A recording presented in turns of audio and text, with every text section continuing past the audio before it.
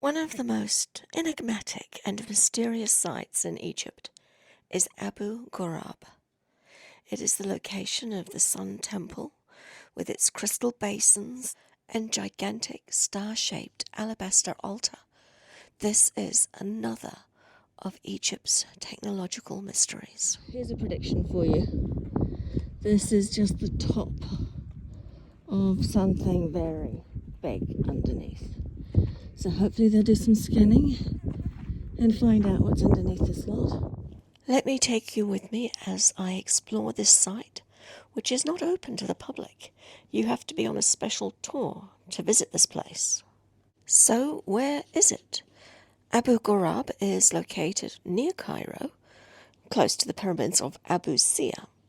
It's separated from homes and agriculture by a very large wall, which is incredibly long. The site itself is called the Sun Temple of Nyuserre by Egyptologists. In case you're wondering, the Pharaoh Nyuserre predates the show Severance by about 4,500 years, so his Ini has nothing to do with their Inis. According to academics, the Sun Temple was built in the 5th dynasty and was dedicated to the god Ra, who is a sun god. Hence, it's a sun temple. If you've watched much of my channel, you're probably already guessing that I don't totally agree with the academic perspective. In fact, I think that there were a lot of the sites in Egypt that were much, much older than the dynastic Egyptians. And the dynastic Egyptians found them and restored them, rebuilt them, maybe built extra on, and reused them for their own purposes. And in my opinion, this is one of those sites. So I think that Nyuserre actually restored and reused this site and made it into a sun temple. And I think that once this place is scanned, it too will reveal that there is a lot more underground, and there are structures like those found by the SAR scan project at Giza, and this will become another place of interest, in my opinion. So this complex was constructed with remarkable precision and features numerous astronomical alignments. While much of the temple has deteriorated over the millennia, several key features remain, including the enigmatic alabaster basins and the incredible altar. The building itself looks like the ruins of a pyramid, but was actually what you might call a pyramid obelisk, a much smaller version of which I have already described at Giza. So the one in Giza was enormous. The one in this location is much smaller than that which I described at Giza in a previous episode. I think the episode is called the Yellow Pyramid Obelisk. What makes these basins remarkable is their physical construction, carved from solid blocks of what looks like alabaster with quartz crystals embedded in it. These basins exhibit several noteworthy characteristics, namely of which are exceptional precision with perfectly level surfaces, mathematically precise curvatures, remarkable symmetry in their circular design, and they're polished to a fairly high degree. They've even got some drill holes in them as well, just to make it even more interesting. And if you're not convinced that these are extraordinary, just look at the shape, look at the design of them. They are not all the same size though, but the largest is about 2.5 meters.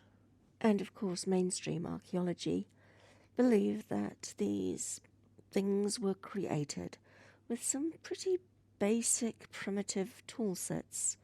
You know, the copper chisel varieties of tools that were available during the Old Kingdom. Traditional archaeologists suggest that these basins were used for religious and ceremonial purposes, for such things as ritual purifications, or containers for sacred offerings, or astronomical observation tools of some kind for the celebration of the sun god Ra, since it is considered to be a place of sun worship.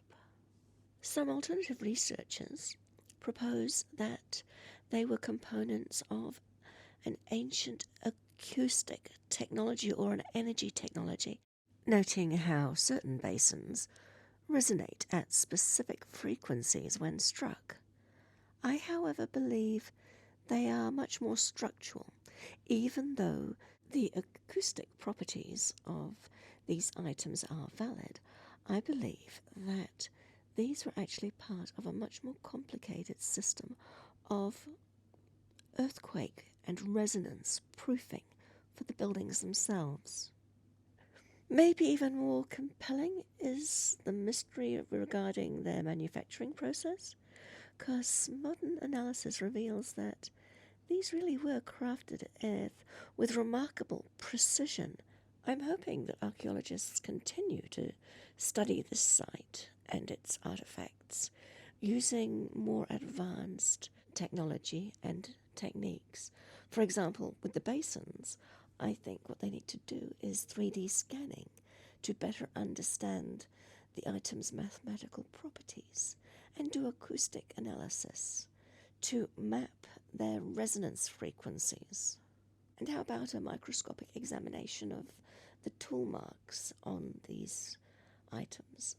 And that might give a good hint to determine manufacturing methods. Also the material analysis to understand the specific composition of the stone, because it looks like pretty unusual stone to me. It would be very interesting to know where the stone theoretically was quarried from. So that would give us another little hint at this site. And obviously I'd like to see more tests done regarding the site itself. So in addition to, say, ground penetrating radar, maybe some SAR scans could also be done of the site, because I honestly believe that this is just the tip of the iceberg for this site as well. This so-called Sun Temple is one of only 2 found Sun Temple sites, but records exist that there are 6 documented sites by the dynastic Egyptians.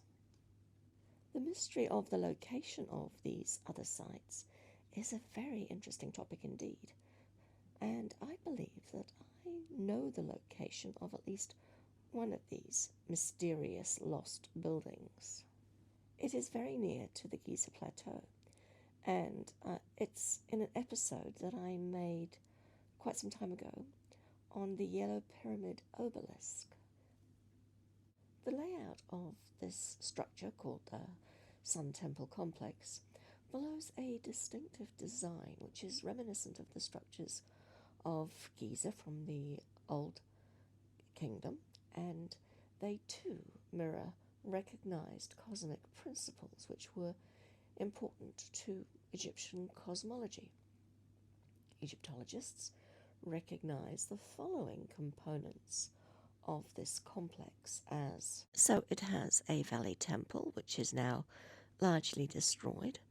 It has a causeway leading up to the main sanctuary.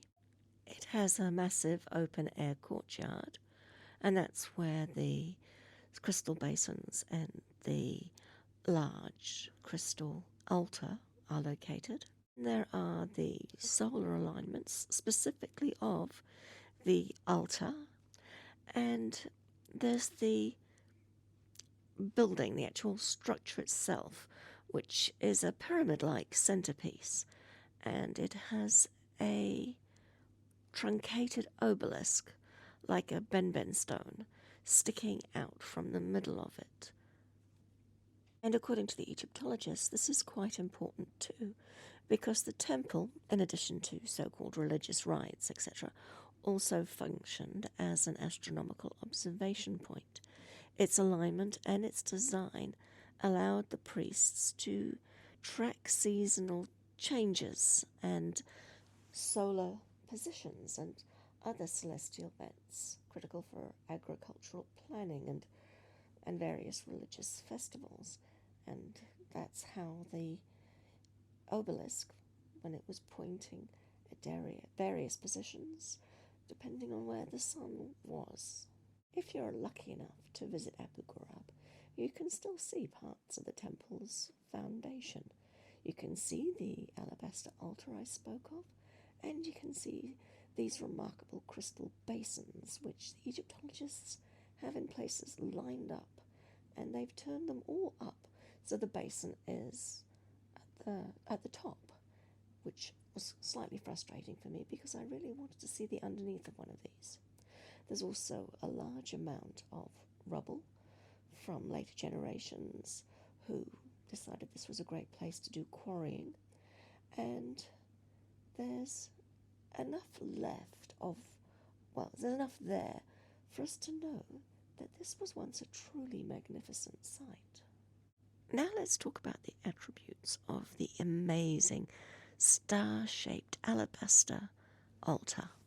This thing was constructed from massive blocks of high-quality alabaster, which is essentially Egyptian calcite, and it has a kind of a rectangular base measuring approximately 4.5 by 5.5 meters, and it's a very unusual shape. If you look at it, the four corner projections are aligned to the cardinal directions, and the precise geometry and proportions are considered by some to be mathematically significant.